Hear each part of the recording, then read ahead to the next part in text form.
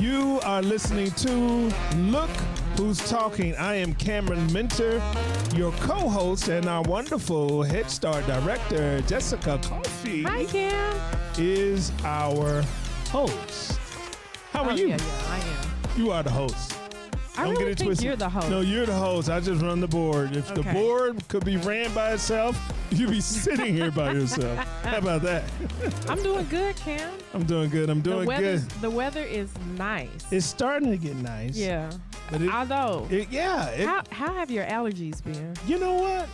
Because I am the guy that takes allergy medicine 24/7. Oh, okay. Good.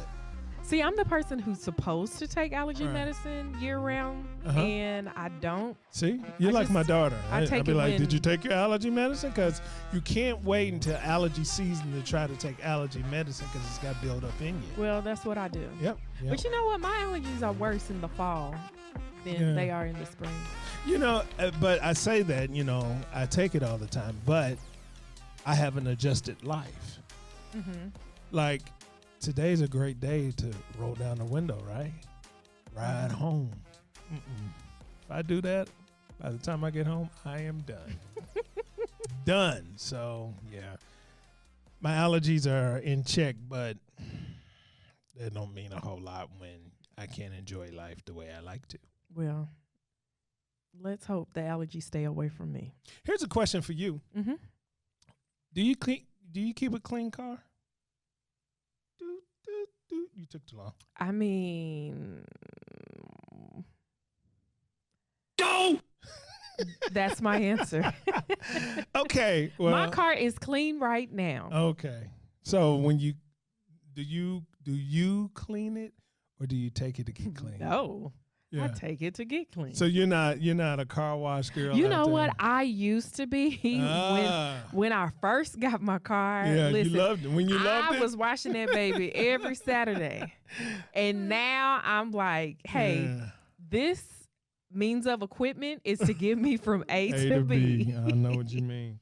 But you know what? My car got a little bit out of hand, and I took her to go get a deep cleaning inside and out. And now I feel like I have a whole new car. So now she's getting washed, and there's a little bit more upkeep because I feel like I have a new car, and it's not. Yeah. I'm with you. I'm totally with you because I've never been the guy outside with the hose and bug. That ain't never been. See, that's where me and my sister are different. She always keeps a clean car. Me, no. But I get keeping a clean car, but are you cleaning it? The last time I remember even talking about waxing a car. Who does that? That's how long ago it was. That's too much work. If my dad's not waxing my car, then it will not get waxed. Or the who car does wash. that? I don't know. You know what that reminds me of? Waxing your shoes. Do you do that? No, I don't either. That's like an old man thing. It is, but I'm an old man, so just they're still at feelings. the airport, and you sit in the chair, put your little foot up, and clean your shoes off. I used to. As a kid, I used to wax my shoes. Really? Yes. And like the black shoes? Or the dress shoes. Did you ever do like the white tennis shoes with the white? No, I didn't do all okay. that. No. First of all, my granny only got me like kicks, So they were gonna get dirty. Bucks. I didn't get no good shoes. It was like, Kmart shoes or something. I don't know. I never was the name brand guy, so. Yeah. Yeah. I always had kids. Oh, wait a minute. What was it? Oh, Payless shoes. That's where it was. Payless. Listen, Payless was the place to be. I always got my Easter shoes from Payless with the ruffly socks. I step in some Payless. I step in some water and some Payless shoes. Them things is coming apart. Not the leather or pleather. I know what you're going to say. Dress shoes for the little girls. I thought you was going to say jellies. Oh, no, but I don't know where we got my jellies from, but I had an array of color of jelly shoes. And that's something you ain't got, right? Mm-hmm. What? I don't have them now. Jellies? No, because the 21st century jellies are Crocs. Are they?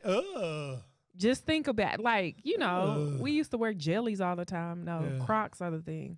Yeah. But, they make your feet Stank. nice. Yeah. Okay. I wasn't going to say it. Stank. But I do have Stank. a pair of Crocs that I wear all the time. At home? No. No? I've worn them out in public. Wow. Yeah. I only see work Jessica's, so, Well, if you would come over to the office and visit us, you'll see. Well, I wore them like one day last week. And I was like, hold up. But they're not regular Crocs. The Crocs with the big wedge on it. I ain't even seen them. Yeah. So it has a little wedge heel. Oh, yeah. I love them. This got to be ugly, though. A Croc with a heel? Oh, it's beautiful. Oh, my God. It is and I feel like I'm walking on clouds. I bet. I bet. Do you switch your shoes up like from summer to winter? No. Really? No. Matter of fact, is that a woman thing? It must be because, I have boots. one pair of shoes that is seasonal, and there's some. Are they like some boots? No, there's some blue suede shoes where I'm wearing no socks. Yeah, my blue suede. I know, shoes. right? I was gonna do that, right? I know. You did that. So they're that type of shoe that has to be warm. It can't be raining type of shoe. But that's the only shoe I got like that. Oh, Cam. I know, and really and truly, if it wasn't for the sneaker ball, you wouldn't have. I wouldn't as many have sneakers. I wouldn't have because I don't get joy out of that. I'm sorry, it's not big on my list. So you see, I have to have options. Yeah. And my option, like, if I have a black pair of shoes, I have to have options within the black pair of shoes. Wow. That's too much, though. That's too much. I'm trying to condense down. So I'm like, okay, when it comes where to do your sneakers, shoes go when you get tired of them? like when I don't want to wear them at all anymore, the trash. Wow. Because I've worn them out. Oh, no one will want those. Oh, so you do wear them until the wheels fall off. Like you know what? One day I had a pair of shoes that I hadn't worn in a while, so I wore them to work. It had a little heel. It was cute. I was walking in the parking lot, and all of a sudden the heel came off. And I fell. And I'm like, I'm looking up at the windows to make sure no one saw. Somebody saw you. Yeah, and like I literally will wear the shoes until like they fall off and break or something, or someone, meaning usually the director of community resources, says, right. Don't wear those anymore. Right. Yeah. Okay, well. Oh, I get some good wear. Well, I mean, that's better. A lot of women just, hand them down. Especially them shoes you buy that are cute but you can't wear. Yeah, those. We're not going to talk about that no more. Let's have a coffee break. Yes, sir.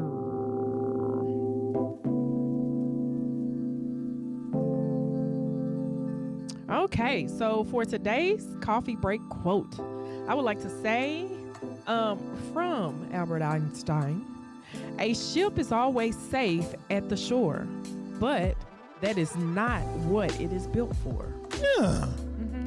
What you got to say about that? Wow. That's different. From Einstein, you say? Yeah. Yeah, I mean, yeah, we can be safe. Oh, gosh. We could be safe. Come on with it. No, I'm not going to do it. But we could be safe, but never experience what we were meant to be. And that's like going through life without a purpose, not knowing what purpose you are serving. Yeah. In that's this what life, I was going to say. That is straight all about purpose. What are you here for? What are you doing? Again, you can be safe. Yeah. I could have after school stayed in Paducah and been safe. Right. But because I moved and wanted to experience more, I think I've evolved, and absolutely, I really, really know my purpose and what I'm supposed to do. Absolutely. Who am I supposed to help? Things like that. Absolutely. And that's powerful because unfortunately some people go through life being safe. and they never experience what they were meant to be. Right. Now, on the opposite, some people go through life being reckless, but we're not going to talk about that. We're not going to talk about that. But, sometimes I just wonder, like, inanimate objects like a straw. Mm-hmm. Let's just say a straw. A straw is meant to be used, right? Yeah. But what happens if the straw just gets, it gets wet or something, it gets dirty and it's thrown away? Its purpose was never fulfilled. Mm-hmm. How does the straw feel, Yeah. Thank God I didn't get to get, That's how. A more positive quote on the next one. That is positive though. It's just encouraging people to spread their wings and expand their horizon. How about that? I think that's good. I think you should. But you know what? You're always evolving. Exactly. So your purpose can evolve as well. Exactly. So what we got on the show today? Who's on the show? Today we have Miss Kelli Parmley with the Lexington Library, who is the Director of Education. And let me add this too. She was on our policy council for years. Mm-hmm, mm-hmm. And now she is one of our board of directors. Wow. Welcome, Kelli. Welcome. Thanks for having me. Glad to be here. Yeah, so before we get into some of the things that, are happening at the Lexington libraries, I want to get into a little bit of you. Who are you? Our people Who are you? Who are you? How did you become, in this role for the library? And Lord, I don't know if people want to know that or not. We know you, but they don't know you, Kelli. Well, I am the Director of Education, like you said, for the Lexington Public Library. I have worked there for 35 years. Fun fact, the library is the only place I have ever worked. Oh, what? Wow. I started working there when I was in high school, and I never left. Wow. That was not necessarily my intention, but that's how life shook out. Mm-hmm. So I've had several jobs and worked in several of our locations, but I think the job that I have now is my favorite one. Oh, yay. So I'm super excited. How long have you been in that position? I have officially been in this position for like 2 months. Oh, wow. Okay. Unofficially, 6 or 8 months. Mm-hmm. And in a position similar to it for a few months before, or a few years before that. But it's a lot of fun. I get to work with our staff that do a lot of our programs for children's, teens, and adults, and kind of help develop programs with them. I get to plan our summer at the library, which is the absolute favorite thing I've done in working 35 years, is planning summer at the library. It's amazing. Our language services, our upcoming outreach services, all of our experiential learning spaces, they all kind of fall into the area where I am. And so I have a lot of great people to work with that are very creative and do a lot of amazing things. Good deal. So we are coming up. School is about to end in what, like less than a month? Yes. And we want to know, okay, what do you all have for kids of all ages during this summer? I know you have a lot. What do we not have? I think is the easier question to answer. Like I said, summer is it's chaos at the library. It's a good kind of chaos. When kids get out of school, they come right to the teachers, just kind of look at us like, here you go, they're yours. And we are happy to do that. We kick off summer the first week of June. June 3rd through the 7th, we have our annual summer kickoff parties. So it's kind of a party at each location. During that week, we're going to have petting zoos, and we're giving away new books at every location to every child that comes. Popsicles. The police department's going to be there doing popsicles. And we have a lot of character meet and greets. Kids can meet Pete the Cat and Elephant and Piggy and Curious George and Clifford, and all kinds of characters are going to be there. So we're going to have a lot of fun at those kickoff parties. They're really, really popular, really crowded. And then as we go through June, June 10th and 11th, we have Kentucky Down Under coming to the libraries, and they always bring live animals. We never know what they're going to bring, so I don't know what they're going to bring. But they show up with live animals. We have several hundred people come to each one of our locations to see Kentucky Down Under. The Lexington Children's Theater. We partner with them every summer. I think Twinkle, Twinkle, Little Star, which is kind of a play for very young.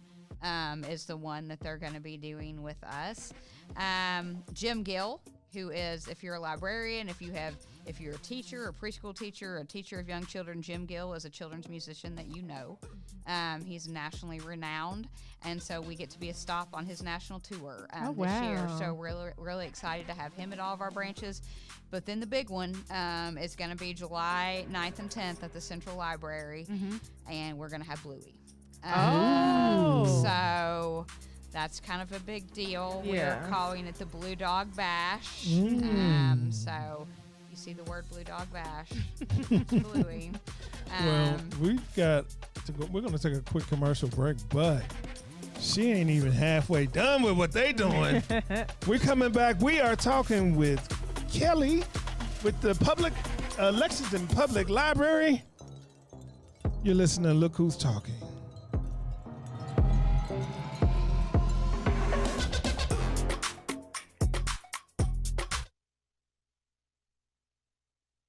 This past year has highlighted the strength of Community Action Council. Every day, our staff works together to help families recover from this crisis. We're educating children at home and in person, helping parents who lost their jobs, and helping households avoid eviction. Our work at Community Action Council has never been more important than it is right now. So why not join us? We have employment opportunities requiring a range of skills from entry level to advanced. Apply online at commaction.org. Community Action Council's Head Start programs are now enrolling for the 24-25 school year in 15 counties, including Lexington. Head Start offers high-quality early childhood education for qualifying families with children between the ages of 6 weeks and 5 years old. Spaces are limited and filling up quickly. So, to help ensure your child receives the Head Start Advantage this year, start your application today by calling 859-233-4600 or go online at comaction.org. That's COMM action.org.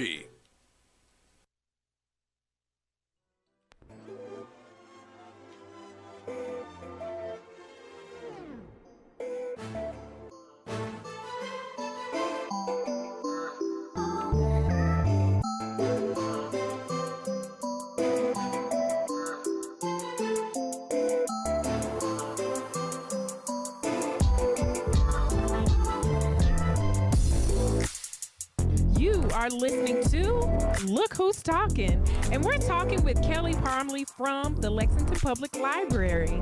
So Kelli, you just mentioned, quite a few things that you all are doing this summer, but I want to get into your partnership with Fayette County Public Schools and talk about the summer feeding program. Oh, yeah. I actually talked at the board meeting at Fayette County Public Schools this week about some of the things the library does, and one of the things that we do for Fayette County Public Schools is this summer, 4 of our locations, Northside, Marksbury Family Branch, Eastside Branch, and Tate's Creek, will all be serving as summer feeding sites in partnership with Fayette County Public Schools, which means we'll be serving lunch and an afternoon snack during the weekdays in June and July. I think there's a couple days in the calendar where the school system's not doing lunch. I think Juneteenth is one of the days, and then another, maybe 4th of July, right around in there. But other than that, we're going to be serving meals at the libraries in June and July. So tell me, how does that work? Do they come and pick up food, or are there activities at the they spots? come. You have to eat. The food has to be consumed on site. Okay. That's their rule. I think an FDA kind of regulation that they have. And so we kind of set up a room in each one of our branches, and the food's only served for like 30-minute period. It's not like, and so you kind of have to be there during that period and have your meal, and it is open to anyone 18 and under, and I think whether you're a Fayette County school student or not. I believe it's open to anyone in the community. So we served over 6,000 last year at our branches during that summer period. So Kim, did they have the food truck when you were younger? Why are you trying? They did have lunch, but it wasn't at the library. Yeah, we had it at a park, and what made me think about it is when Kelli said you have to eat lunch there, because I used to, fun fact, we used to eat like going to the park for the summer was like the funnest thing ever. Parks and recreations. Then they have a food truck come. We would take our food and run to the house, my babysitter's house, and eat the food there because we wanted to eat it in the air conditioning. So every time we would get in trouble for leaving, but you weren't supposed to do that. You didn't do that. No. Oh, okay. Well, we're air conditioned, so people get to eat it in the air conditioning. That's so, even I mean, better. It's all good. Look at It's all that. good. See, Yeah. when you move, the library has taken, that's a great transition right there, because when we were growing up, and I'm not going to put you in my grade, but when we were growing up, the library was not doing what it's doing now. And other people or other groups were doing that. And now the library has taken on that. And it's almost like summer school. Yeah. The second place where your child can go, be safe, get education, and get a meal. So how has that been for you to see, because you said you've been doing this for 35 Long years, time, yeah. to see the transition of what the library means to the community? It's been fun just to watch the library grow. It really has been astounding. Like you said, when we were kids, I remember going in the library and I picked out my 8 or 10 books and I checked them out at the desk and I took them home and read them. Or I could sit there and read them, but that's really all that was going on then. You could just kind of sit there and read. Yeah, it was a very environment. You're never going to hear anybody say that hardly ever now.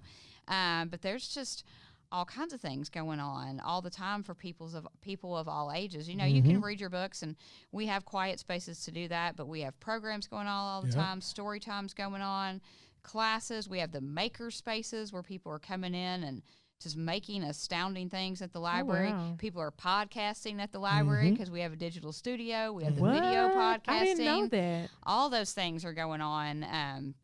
You'd be astounded at what all goes on in libraries these days. Fun fact, I got my start in knowing what I wanted to do here at Community Action from the library.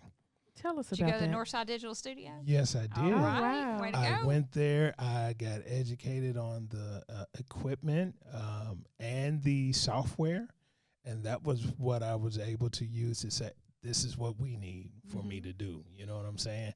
And so I took classes. I got all the equipment and got all my knowledge from the Northside Library. And you did that for free, didn't you? For free. That is right. Yeah. For free. So, yeah, it is amazing what all is available. And what I'm saying is the same program that I'm using to edit videos and to do the things that I'm doing is available free in the community. It's available free in the community. That removes so many barriers that if you are interested in pursuing something, you can get some serious help from the library for free. Now, when you go out and you try to get this stuff in your house, there's thousands of dollars. We had somebody nominated for a Grammy not too long ago, and they made their album in the library, in For free? in the audio booth at the library for Oh, free. wow. See? Yeah. Wow. So there's just all kinds of, there's a couple doctors that come in there and do a regular health podcast that's really popular, heard in several states, and they record that at the library. Students come in and do things, but we've had so many musicians do their music there. We have green screen over in the room over at Northside. We have a lot of Wow. this stuff that I'm seeing in this room around Yeah, here. yeah. We have there for the public to come and use for free.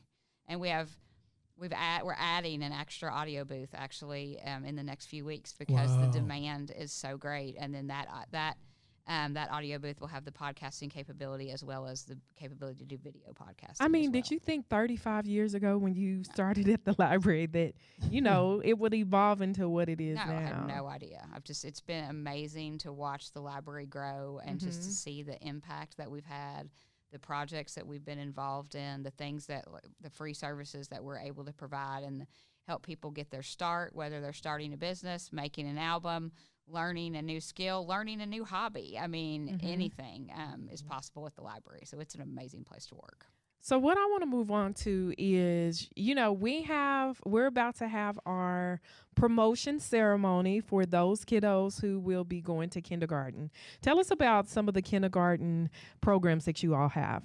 Well, we have regular story time, obviously, which is so beneficial. Story time is beneficial because we read, write, sing, talk, and play. You learn all those things in story time, and the way our librarians do story time is from a very educational standpoint, so we really help with that. But this past year, we launched a program called Kindergarten Life Skills, because when we've had our kindergarten programs before, they were numbers, letters, colors, things like that, things that you learn in school. Some kindergarten teachers told us, we got that. Yeah. We got that part. We need social and emotional learning. Yeah. And so that's what our latest program series called Kindergarten Life Skills has been about. It's been about, how do I share? How do I handle my big feelings? How do I wait?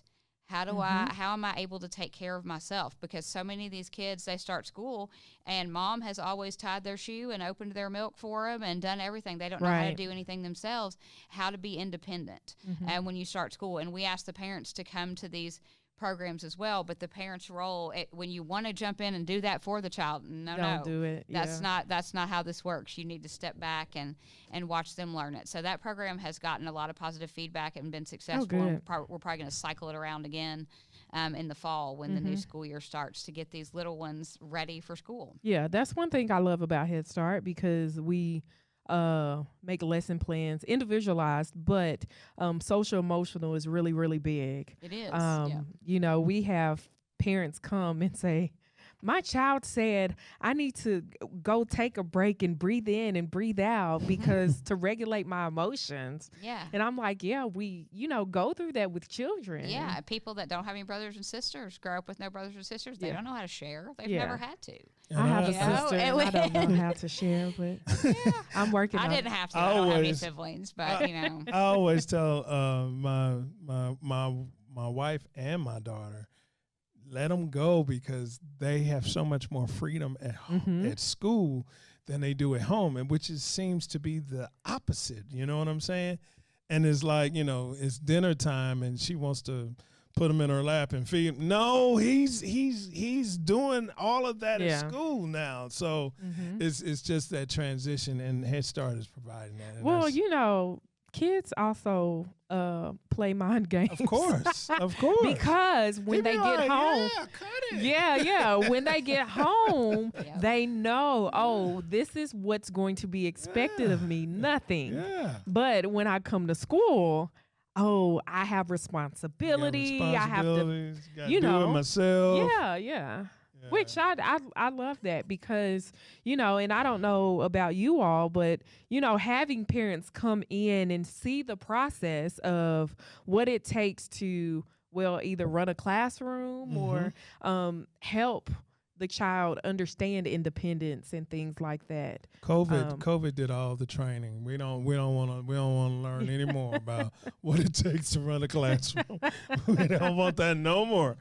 But it's just really refreshing. And so one thing I want to ask you is the skill set. All right, you came in with one skill set, and now you're dealing in technology. You're dealing in this.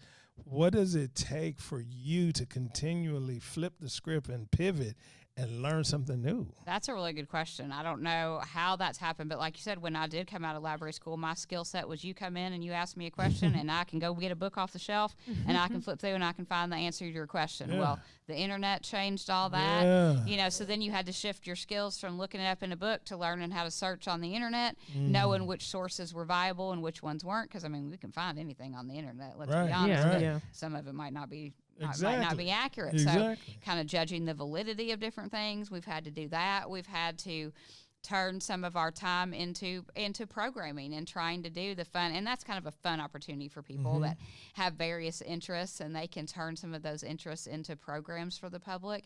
But the technology has changed a lot. We have a very well-versed, and I'm not one of them, I admit it. We have a very technically well-versed staff, and people can do things called like book a librarian, and you can make an appointment with a librarian to help you do research, help you write a paper, help you do family genealogy, but you can also say, I don't know how to work my Kindle. I don't know how to buy something on Amazon. Different. I don't know how to work my cell phone. Just various technological things. And so we have different people that are kind of experts, for lack of a better word, in different things. And people can make appointments with them to learn, kind of about all those things too. That's good to know. That's amazing. But then it lets you know, if you want to work at the library, you got to be ready to flip it on a script, right? Yeah. You're looking for people that are willing to advance, and the one thing, if you don't, you're stuck. Like the library had an opportunity just to be gone. You know what I'm saying? If they did not pivot and they stay relevant. Stay relevant. Yeah, you have to stay relevant. And the staff members are ready for anything. I mean, one person could ask you to help with their kindergartner, and then the next person needs to write a resume, and then the person after this needs something else. So you got to really be nimble and be able to pivot with people's needs. And that's one of the fun things about working at the library. That's kind of stressful sometimes too, but that also makes it a very unique and fun place to work, because every day brings new opportunities and new surprises. That's it. How can we get in touch with you? How can they figure out what's going on at the library? LexPubLib.org. Check the events on our website. They can find a calendar of events, and then all the various resources are there on our website. Amazing. Thank you, Kelli. It's been a pleasure having you on the show. Thank you. All right, you got anything, JC? Nope. You gonna quit saying nope. You gonna say something. Gee whiz. You can talk about your Beyonce hat. Yeah, you didn't talk about the Beyonce hat, but we've heard enough. And thank you for listening to Look Who's Talking.